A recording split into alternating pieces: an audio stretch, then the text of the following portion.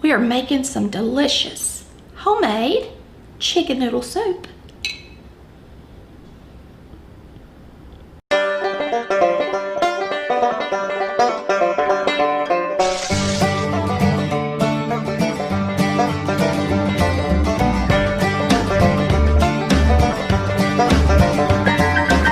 Since I've got so many legs, I'm going to use a few of these legs in my soup as well, because we'll never eat that many legs at one time. So let's go ahead and, I'm just going to put a couple of those in there, and this is going to be for chicken noodle soup. Now for the chicken soup, we are going to throw in a few things. That's beef, and this is chicken. Now you can use granules or you can use the hard bouillon if you want to. I like to add a little bouillon to my chicken stock. I just think it makes it even more flavorful. You don't have to, but I choose to. I'm just going to grab a little bit of sage and put in it. Now I'm going to go ahead and chop this onion a little bit so that it's ready for soup. So I can, you know, it's not just going to be to flavor the soup, it's going to be in the soup as well. So we're just going to chop it a little bit. It don't have to be little pieces, but you don't want it to be really big in your soup either. The kids are wanting some chicken noodle made with spaghetti noodles, so that's what we're going to do. So we'll put this onion in there. I'm going to grab some celery. All right, I'm going to rinse off a little celery. We're going to chop it up, put it in there, and I'm going to leave the leaves on it because it tastes good. And the soup. My good knife is dirty over there with chicken on it, so I'm having to use this little serrated knife. So it takes me a little longer. Celery going in. Now you can scrape them like I'm doing, or you can peel them with a vegetable peeler, whatever you want to do. Mom always just scraped hers. It's faster than having to get out something else and do it. So there's our carrots. This will be plenty of carrot in our soup. I'm going to get out this new mandolin. I want you to see how cool it is. It comes like this, and everything's wrapped and the blades are taped up and everything when you get it. But you can store it really easy. It has something to hold your vegetables, and then it has these, and this of course is my favorite to use for slaw. Let's see how this thing works. I haven't used it yet. This is my slicer. Don't wear your gloves. And I want to wear my gloves instead of using the little mandolin thing, because I have gloves that keep you from getting cut. And I do prefer to put them on when I am using a mandolin, because they are sharp, sharp. And I'm old and I'm bound to make a mistake. Okay? So we're just going to slice this up. I like these the way that they're made. It's not going to break.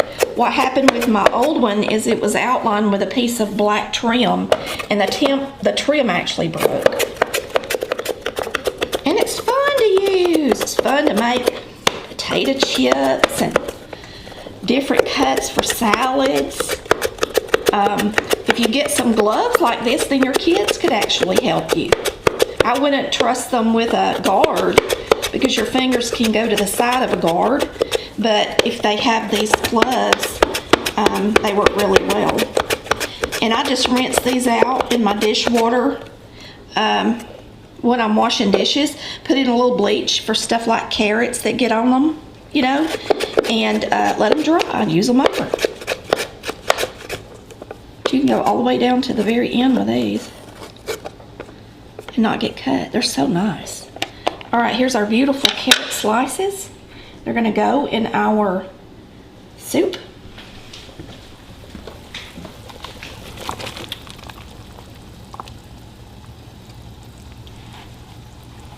Not waste any. Now, let's take a spoon and see how this looks. I think I need to add just a little bit more broth. No, I think it's fine. So what I'm gonna do is I'm gonna put this down on a low temperature. We're gonna add a little salt and pepper. We're gonna put it on a low temperature. We're gonna add a little bit of sage to it. Let me take off my glove. Let's add a little bit of sage, because it's always good on chicken. And we're gonna put a little salt and pepper in it too. A good bit of salt. Let's do at least a teaspoon. And then pepper, at least a half teaspoon.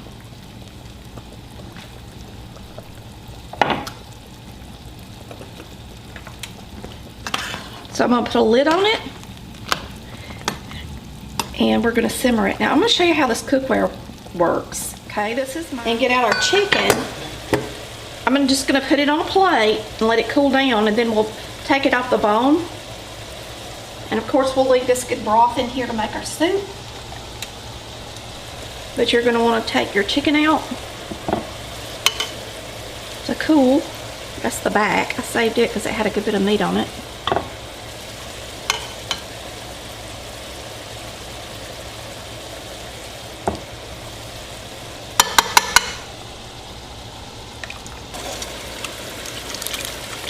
So what I'm gonna do is I'm gonna add a little bit more water to it. We're gonna go ahead and drop our spaghetti in there because the chicken's done. And the vegetables, the carrots of course are way done. So in order not to overcook it too much, I'm just gonna add some water to my stock. And we're gonna put in some spaghetti noodles. I'm gonna turn it up of noodles. All right, when you're picking the chicken off the bone, especially on a leg, there's a lot of gristle and stuff that you definitely don't want in your chicken.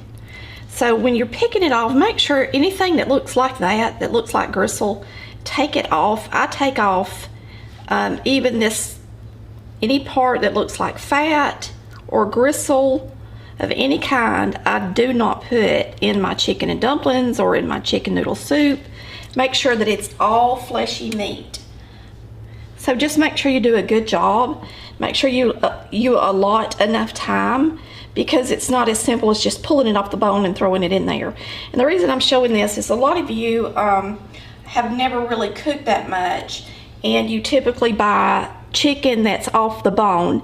And you can do that, but if you're gonna make chicken dumplings or chicken noodle soup or something with a broth base, then you really need to boil a chicken, and you need to know how to pick it off the bone properly. So you're just gonna lay it out on a plate like I did, let it cool down, and then you're gonna make sure that you have no pieces of bone or gristle. Even the little ones that have gristle hanging off of them, make sure you take it off.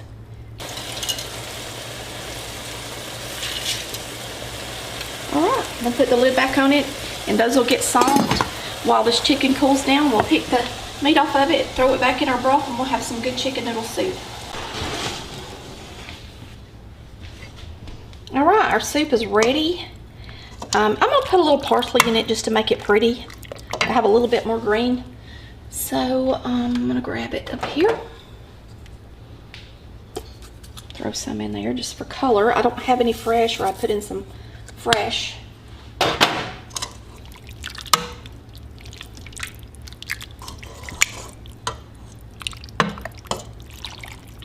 All right, I'm gonna put some in a bowl. Okay, the parsley made it pretty. We're gonna put some in a bowl. I'm gonna taste it for you guys and let you know if it's delicious or not.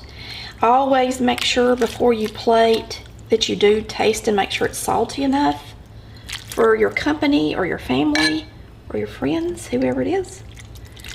I'm gonna get a good mini noodles. And with this kind of soup, you may want to, you know, make sure you mix that chicken in there good so everybody, one bowl don't get all the chicken at one time.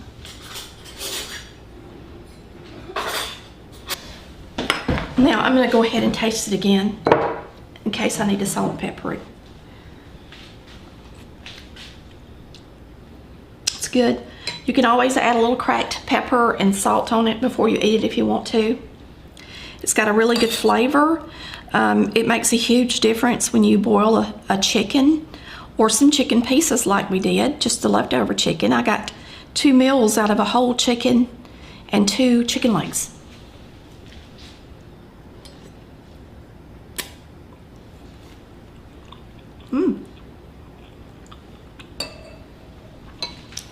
Good and delicious comfort food.